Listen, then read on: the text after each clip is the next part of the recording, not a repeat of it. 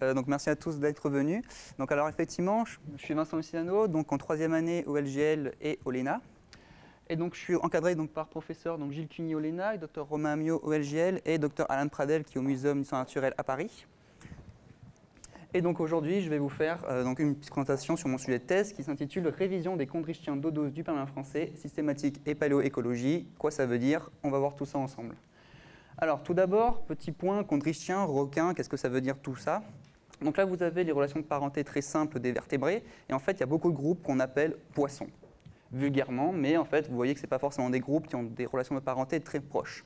Nous, aujourd'hui, on va s'intéresser à un groupe précis qui s'appelle donc les chondrichthyens, ici, et qui sont en fait des poissons cartilagineux, c'est-à-dire que contrairement à nous, leur squelette est fait en cartilage et pas en os. Donc actuellement, les chondrichthyens ils sont divisés en deux groupes. Tout d'abord, donc les holocéphales ici, qu'on appelle donc les chimères, donc ce sont des animaux marins de relativement grande profondeur, assez peu diversifiés, et surtout les néocélaciens ici, donc qui regroupent la quasi-totalité des chondrichthyens, qui sont les requins et les raies. D'ailleurs, retenez ça, une raie et un requin, c'est pareil, c'est juste qu'une raie, c'est un peu plus aplati. Mais quand on regarde le registre fossile, en fait, il y a énormément de groupes de chondrichthyens qui ne vivent plus actuellement, qui ressemblent superficiellement à des requins, mais qui sont bien distincts. Et moi, donc, je m'intéresse à ces groupes et à un groupe en particulier durant ma thèse, qui sont donc les xénacanthiformes, que je n'ai pas illustré. Parce que je suis sûr que personne ne sait à quoi ça ressemble.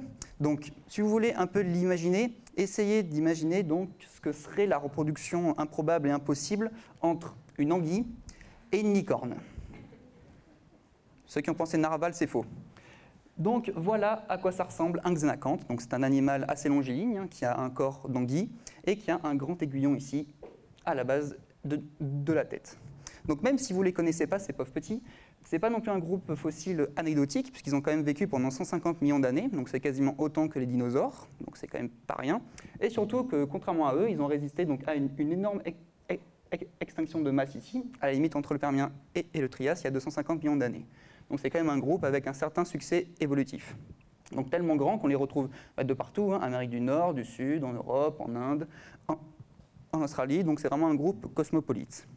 Alors, un peu plus précisément, ils sont caractérisés, donc je vous ai dit, par un corps anguilliforme, très allongé, des dents qu'on appelle tricuspides, donc ça veut dire qu'ils vont avoir 3 pointes sur chaque dent, qu'on appelle donc des décuspides, 2 grandes sur les côtés et une petite au milieu, plus ou moins longue en fonction des espèces. Et un aiguillon denté à croissance continue, donc voilà, vous voyez donc cet aiguillon ici, et que si je zoome dessus, vous voyez donc qu'il porte des denticules proéminents et à croissance continue, donc ça veut dire que, contrairement aux raies actuelles, leur aiguillon en fait n'est pas renouvelé, c'est le même pour un individu tout au long de sa vie. Alors, moi je ne m'intéresse pas donc à tous les xénacanthes du monde entier et de toutes les époques, hein, ce serait un peu beaucoup pour une thèse. Je m'intéresse à une période précise qu'on appelle donc le Permien inférieur, donc c'est grosso modo 300-290 millions d'années, dans une zone précise qui est donc le nord du Massif central. Donc là vous avez une carte simplifiée donc, du Massif central, et moi je m'intéresse donc aux bassins sédimentaires que vous voyez ici en rose, donc qui sont des reliquats en fait, de roches du passé, donc à 2 en particulier. Dans le bassin d'Autun ici, le site de Muse, donc vous voyez ici des fouilles de l'année dernière que j'ai organisées donc, avec le musée et la Société d'histoire naturelle d'Autun, et un autre un peu plus au sud, Bourbon-l'Archambault, avec le site de Buxières-les-Mines qui est notamment géré par l'association Rhinopolis avec qui je travaille. Donc là, vous vous dites, je cherche des animaux qui ressemblent à des requins dans les montagnes, est-ce qu'il n'y a pas un problème? Alors pour comprendre pourquoi on les retrouve dans le Massif central, il faut revenir il y a 300 millions d'années et à quoi ressemblait la Terre à cette époque. Donc là, on est donc en configuration Pangée, c'est-à-dire que tous les continents sont regroupés sur un supercontinent donc qui s'étend du nord au sud et qui est traversé ici par une grande chaîne de montagnes qu'on appelle la chaîne hercynienne qui fait un peu la suture entre les blocs du nord et du sud qui se sont rejoints. Si on zoome sur cette chaîne hercynienne, on peut trouver la France et l'Europe ici. Donc sur la marge orientale, à l'époque, le Massif central était en plein cœur de la chaîne hercynienne. Et comme aujourd'hui, cette chaîne elle est traversée par des lacs et des rivières, et c'est là qu'on trouve nos xénacanthes, un peu comme aujourd'hui. Mais contrairement à aujourd'hui, où on est plutôt dans un climat tempéré en France, vous voyez que la position du Massif central à l'époque est proche de l'équateur, donc en fait, les xénacanthes vivaient sous un climat tropical, donc ça change pas mal par rapport au climat actuel. Donc alors, avant de vous montrer sur quoi je travaille, je voulais quand même vous montrer un beau spécimen de xénacanthe. Donc là, vous avez un spécimen entier, donc qui est dans une collection privée à Zurich. Donc je vous rappelle qu'on a un animal cartilagineux, donc ça veut dire que tout ça, ce n'est pas de l'os, c'est du cartilage, donc c'est extrêmement dur à fossiliser. Donc on a vraiment ici un fossile très remarquable et très fantastique du point de vue de sa fossilisation. Mais moi, je ne travaille pas sur des beaux trucs comme ça, hein, ce serait un peu trop dommage. Moi, je travaille sur ça. Bon, là, j'ai été un peu dur avec moi-même. J'ai peut-être pris les deux fossiles les plus moches et les moins faciles à étudier au premier abord, mais ça vous montre un intérêt de ma thèse, c'est qu'en fait, la préservation qu'on a des fossiles d'oxynacanthe en France, elle est beaucoup moins bonne, puisque ce grand spécimen ici, il ne vient pas de chez nous, il vient d'Allemagne. Et en fait, on a un peu une lacune de connaissances en France sur ce groupe. Donc, tout l'intérêt de ma thèse, de remettre un peu tout ça à jour. Et d'ailleurs, en fait, ma thèse, donc, elle s'articule en deux grandes parties, hein, qu'on peut résumer par première question, quelles sont les espèces présentes dans ces bassins? Puisque les xénacantes en France, ils sont connus depuis le 19e siècle. Et là, je vous ai mis donc un petit florilège des genres et des espèces qui ont été définies depuis un siècle et demi. Et en fait, beaucoup d'entre elles, on peut vraiment se poser la question si elles sont valides ou non. Donc, premier axe, vraiment, c'est comprendre la diversité et la disparité de ce groupe dans le massif central. Deuxième partie, je vous ai dit que les xénacantes ont été retrouvés dans des lacs et des rivières. Ça, c'est un peu l'interprétation traditionnelle que l'on a. Depuis pas mal d'années, il y a pas mal d'auteurs qui se tapent dessus pour savoir si, effectivement, c'était des animaux d'eau douce, ce qui est très différent, par exemple, des requins actuels qui sont essentiellement marins, ou si ils avaient un peu comme les sont actuels, des comportements migrateurs entre domaines aquatiques, d'eau douce et marins, ou juste une tolérance à la salinité. Donc, c'est vraiment un axe de paléoécologie, reconstruire l'écologie des espèces disparues. Donc pour finir, je vais vous faire donc, un petit exemple de ce qu'on peut faire dans cette thèse. Donc avec une étude que j'ai publiée donc, récemment, donc, qui a révisé une espèce en particulier, qui est Triodus frossardi. Donc cette espèce, elle a été trouvée donc, à Muse dans le bassin d'Autun, c'est la photo de tout à l'heure. Et initialement, elle est définie par des aiguillons isolés que vous voyez représentés ici.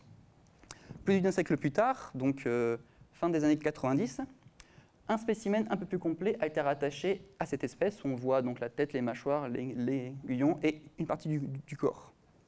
Premier problème, la comparaison entre ce nouveau matériel et les spécimens de référence. On peut se poser la question si ça a vraiment été bien fait, si le rapprochement est justifié. Mais encore plus grande question, est-ce qu'une espèce qui à la base est définie par des aiguillons isolés, ça tient la route? Parce que ce n'est pas forcément des éléments où il y a beaucoup de caractères à observer. Donc il y a vraiment un doute sur la validité de cette espèce. Donc moi, qu'est-ce que j'ai fait? J'ai pris des nouveaux spécimens qui ont été trouvés récemment à Muse. Donc en gros, vous avez ici deux crânes isolés, donc avec la tête, les mâchoires, les aiguillons et les dents. Et ici, un spécimen un peu plus complet qui représente grosso modo la moitié antérieure d'un individu. Donc, première chose que j'ai fait, je les ai décrits et je les ai comparés entre eux pour savoir si c'était la même espèce. Donc, normalement, oui. La morphologie est identique aux trois spécimens, donc c'est bien trois spécimens de la même espèce. Ensuite, je les ai comparés à tous les xénacantes du monde entier pour savoir si ce n'était pas une espèce qui était déjà connue. Alors non, la morphologie qu'on observe ici, elle est très différente, elle est inédite, donc on a potentiellement une nouvelle espèce à Muse. Mais on pourrait aussi se dire, est-ce qu'en fait, ce n'est pas Triodus frossardi en mieux préservé? Donc finalement, pour finir, j'ai comparé ces spécimens à ceux-ci. Et j'ai trouvé quoi? Donc j'ai trouvé qu'il y avait pas mal de ressemblances, mais qu'en fait, ces ressemblances, on les retrouvait aussi chez énormément d'autres espèces de xénacantes.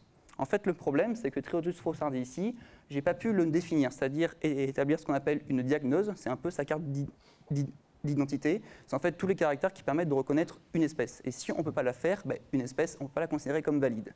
Donc comme je ne peux pas faire de diagnose sur Triodus frossardi, qu'est-ce que j'ai décidé à la fin de cette étude? D'ériger une nouvelle espèce, donc on a appelé Triodus eduorum, donc ça vient donc le nom d'espèce vient des Éduins, donc c'est la tribu de Celtes qui vivait en Saône-et-Loire, donc là où ont été trouvés les fossiles. Et j'ai proposé donc d'invalider Triodus frossardi, c'est-à-dire qu'il ne faut plus le considérer comme valide. Donc voilà grosso modo ce qu'on peut faire en révisant donc les xénacantes dans ma thèse. Donc merci à tous, j'espère que ça n'a pas été trop dense. Si vous avez des questions, n'hésitez pas. Si vous voulez voir des vrais fossiles, j'en ai apporté quelques-uns. Et merci.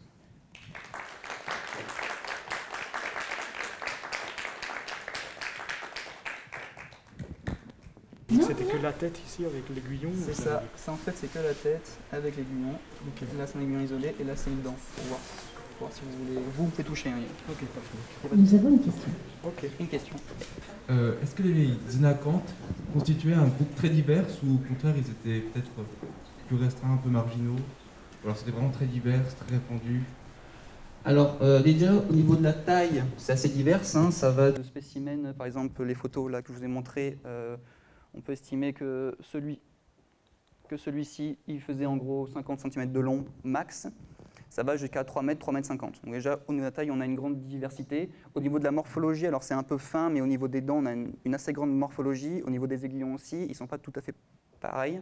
Après, ça reste quand même un groupe assez ancien, c'est dans le Paléozoïque. Donc voilà, le registre fossile n'est pas le plus grand du monde, mais on a quand même un groupe assez diversifié. Et c'est pour ça qu'ils ont duré en fait aussi longtemps. Est-ce qu'il y a une utilité spécifique à l'aiguillon? Parce qu'on connaît l'utilité du truc, parce que c'est joli en fait. Alors, il faut juste savoir que l'aiguillon, c'est un caractère primitif chez les chondrichtiens. Les requins actuels, ils en ont très peu, mais de base, beaucoup de groupes fossiles l'ont. Alors, chez eux, il y a plusieurs hypothèses. Comme ils sont dentés, c'est-à-dire qu'ils ont des denticules quand même assez pointus, on peut imaginer que c'est pour la défense. Donc, c'est vraiment un caractère défensif. D'ailleurs, proportionnellement à leur taille, les petits xénacantes ont un aiguillon très long, contrairement aux très grands qui ont un aiguillon relativement petit. Donc on peut vraiment penser que c'est pour se défendre. Après, je sais qu'il y a des gens qui ont supposé également que comme ils vivaient dans des lacs et des rivières, supposément, ça pouvait leur permettre en fait, de se repérer dans un environnement assez fermé, assez encombré. Ça, c'est une hypothèse. Bon, pour la tester, c'est compliqué. Donc voilà un peu ce qu'on peut dire sur ça.